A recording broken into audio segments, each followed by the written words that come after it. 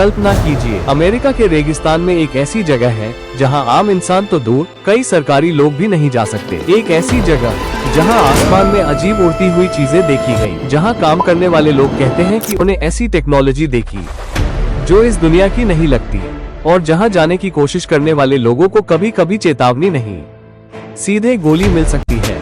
ये जगह है एरिया 51।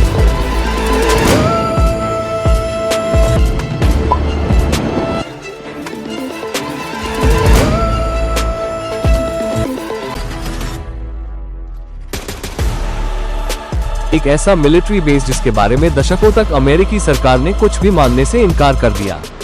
लेकिन सवाल ये है, क्या यहाँ सच में एलियन टेक्नोलॉजी छुपाई गई है? क्या यहाँ यूएफओ पर रिसर्च होती है, या फिर ये सिर्फ दुनिया का सबसे सीक्रेट मिलिट्री टेस्टिंग बेस है? आज की इस डॉक्यूमेंट्री में हम खोलेंगे एरिया 51 के सबसे बड़े रहस्य और जानेंगे ये जगह आखिर इतनी सीक्रेट क्यों है। एरिया 51 कहाँ है? अमेरिका के राज्य नेवाडा के विशाल रेगिस्तान में एक सूखी झील है जिसे कहते हैं ग्रून लेक। इस झील के पास ही बना हुआ है दुनिया का सबसे सीक्रेट मिलिट्री बेस एरिया 51। ये जगह इतनी दूर है कि यहाँ पहुँचने के लिए आपको सैकड़ों किलोमीटर रेगिस्तान पार करना पड़ता है। चारों तरफ पहाड़, रेगिस्तान और मिलिट्री सर्वेलेंस। अगर कोई इंसान यहाँ बिना अनुमति के घुसने की कोशिश करे तो कुछ ही मिनटों में सिक्योरिटी व्हीकल्स और हेलीकॉप्टर्स उसे घेर लेते हैं। इस पूरे इलाके को कहा जाता है Nevada test and training range, जो कि अमेरिकी एयरफोर्स का सबसे बड़ा टेस्टिंग एरिया है। लेकिन दशकों तक सरकार ने इस जगह के बारे में आधिकारिक तौर पर कुछ भी नहीं बताया, और यही सीक्रेसी एरिया 51 को दुनिया की सबसे बड़ी मिस्ट्री बना देती है। एरिया 51 की कहानी शुरू होती है 1950 के दशक में।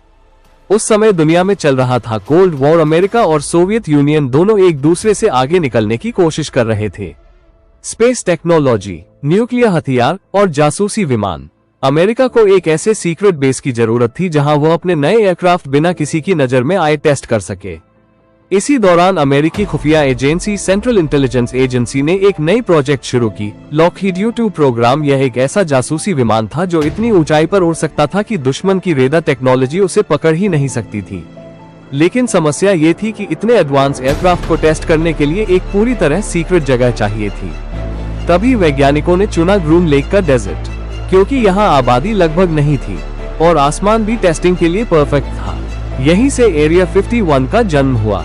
1950 के दशक में जब U-2 एयरक्राफ्ट की टेस्टिंग शुरू हुई तब कई पायलट्स और सिविलियंस ने आसमान में अजीब ऑब्जेक्ट्स देखे, क्योंकि U-2 इतनी ऊंचाई पर उड़ता था जहां उस समय के कमर्शियल एयरक्राफ्ट नहीं पहुंचते थे। जब लोग उसे देखते तो उन्हें लगता कि यह कोई अजीब उड़ने वाली चीज है, और यहीं से शुरू हुई UFO साइटिंग्स की कहानियां। उस समय UFO का मतलब होता था अनआइडेंटिफाइड फ्लाइंग ऑब्जेक्ट। लोगों ने दावा किया कि उन्होंने चमकती हुई उड़ती हुई डिस्क देखी। कुछ लोगों ने कहा कि वो अचानक गायब हो गई। सरकार ने इन घटनाओं की जांच के लिए एक प्रोग्राम शुरू किया, प्रोजेक्ट ब्लू बुक, लेकिन कई रिपोर्ट्स को पब्लिक से छुपा लिया गया। और जैसे जैसे सीक्रेसी बढ़ती गई, एरिया 51 की मिस्ट्री भी बढ़ती गई। एरिया 51 की सबसे बड़ी कंट्रोवर्सी 1989 में सामने आई, जब एक आदमी ने दावा किया कि वो एरिया 51 में काम कर चुका है। उसका नाम था बॉब लेजर। बॉब लेजर ने कहा कि उसे एक सीक्रेट फैसिलिटी में काम दिया गया था जिसे कहा जाता था S4 फैसिलिटी। उसके अनुसार वहां 9 अलग अलग एलियन स्पेसक्राफ्ट रखे हुए थे। उसने ये भी दावा किया कि वो उन स्पेसक्राफ्ट की प्रोपल्शन टेक्नोलॉजी पर काम कर रहा था। उसके मुताबिक उन स्पेसक्राफ्ट में एक अजीब एलिमेंट इस्तेमाल होता था जिसे कहा जाता था एलिमेंट 115। बॉब लेजर की इस कहानी ने पूरी दुनिया में सनसनी मचा दी। कुछ लोगों ने उसे सच्चा विसल ब्लोअर माना, लेकिन कई वैज्ञानिकों ने कहा कि उसकी कहानी में कई इनकंसिस्टेंसीज हैं।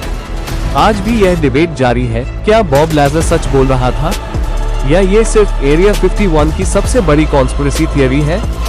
लेकिन एरिया 51 की कहानी यहीं खत्म नहीं होती, क्योंकि 2013 में अमेरिकी सरकार ने पहली बार इस सीक्रेट बेस को ऑफिशियली एक्नॉलेज किया। लेकिन उन्होंने सिर्फ यह माना कि यह एक मिलिट्री टेस्टिंग बेस है। एलियन टेक्नोलॉजी के बारे में उन्होंने आज तक कुछ भी नहीं कहा। तो सवाल अभी भी वही है, क्या एरिया 51 में सिर्फ सीक्रेट एयरक्राफ्ट टेस्ट होते हैं, या फिर यहाँ छुपा है दुनिया का सबसे बड़ा एक्स्ट्राटेरेस्ट्रियल सीक्रेट?